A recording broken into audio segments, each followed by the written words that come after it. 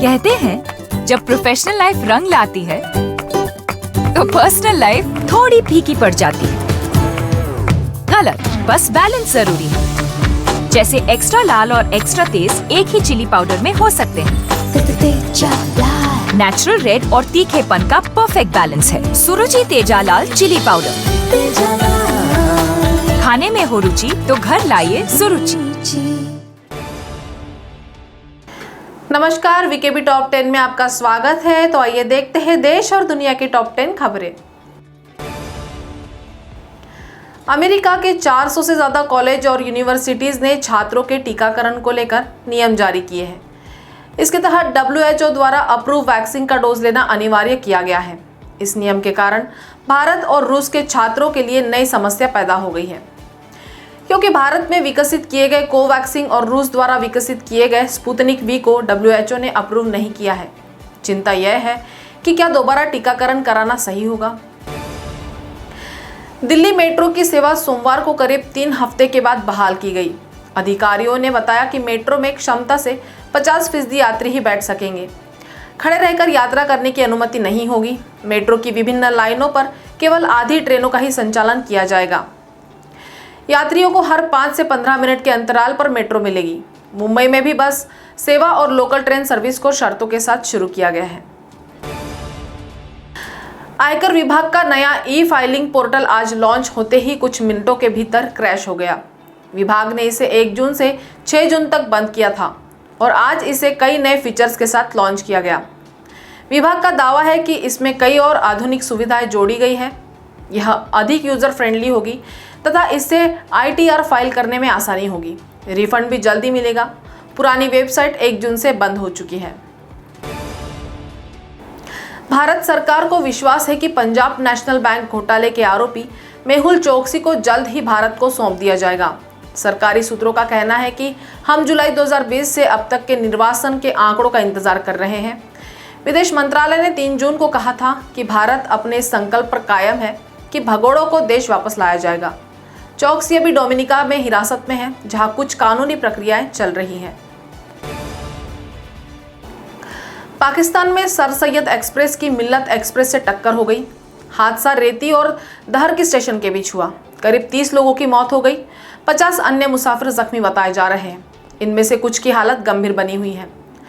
Sir Syed express Lahore की ओर जा रही थी, जबकि मिल्लत एक्सप्रेस कराची से सरगोधा के रास्ते में पटरी से उतर गई थी। पाकिस्तान के प्रधानमंत्री इमरान खान ने हादसे पर शोक जताया है। उत्तर कोरिया के सनकी तानाशाह किम जोंग उन ने नए कानून को पेश किया है। इसके तहत उत्तर कोरिया में विदेशी प्रभाव को खत्म करने के लिए विदेशी फिल्में, कपड़े और अशिष्ट भाषा का इस्तेमाल करने पर मौत की सजा से लेकर जेल की सजा का प्रावधान किया गया है। किम जोंग उन ने एक व्यक्ति को केवल इसलिए मौत की सजा दे दी थी कि उसे दक्षिण कोरियाई फिल्म के साथ पकड़ा गया था। इस दौरान आदेश दिया गया था कि लोग सजाए मौत की पूरी प्रक्रिया को देखें, अन्यथा राजद्रोह माना जाएगा। उत्तर प्रदेश के अलीगढ़ जिले के नूरपुर गांव में 26 मई को एक दलित परिवार की बेटी की शादी थी।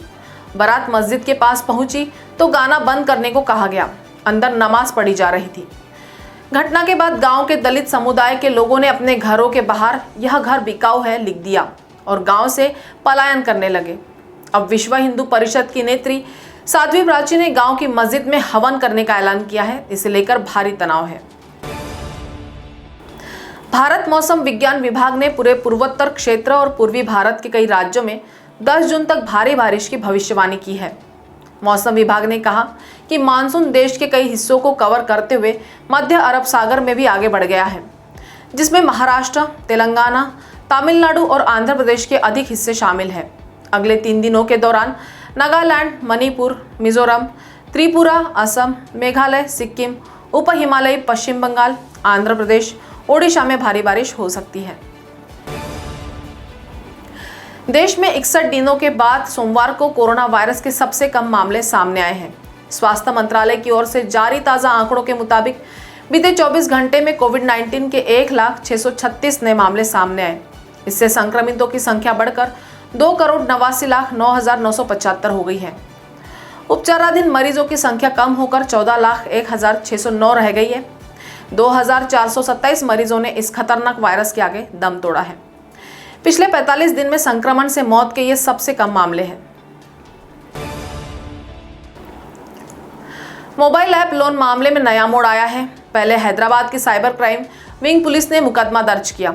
बाद में प्रवर्तन निदेशालय ने भी मनी लॉन्ड्रिंग एक्ट के तहत मामला दर्ज किया, मगर उसके एक अधिकारी ने कथित आरोपी की कंपनी का सिल बैंक खाता खोलने के लिए 5 लाख रिश्वत मांगी और रिश्वत मिल जाने पर कंपनी के खाते से रोक हटा ली गई।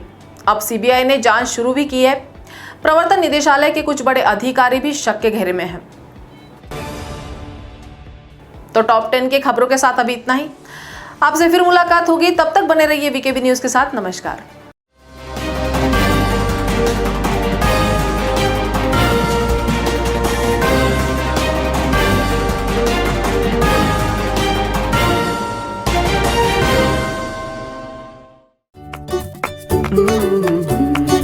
कहते हैं जब प्रोफेशनल लाइफ रंग लाती है तो पर्सनल लाइफ थोड़ी फीकी पड़ जाती है। गलत, बस बैलेंस जरूरी है। जैसे एक्स्ट्रा लाल और एक्स्ट्रा तेज एक ही चिली पाउडर में हो सकते हैं। नेचुरल रेड और तीखेपन का परफेक्ट बैलेंस है सुरुचि तेजा लाल चिली पाउडर। खाने में हो रुचि तो घर लाइए सुरुचि।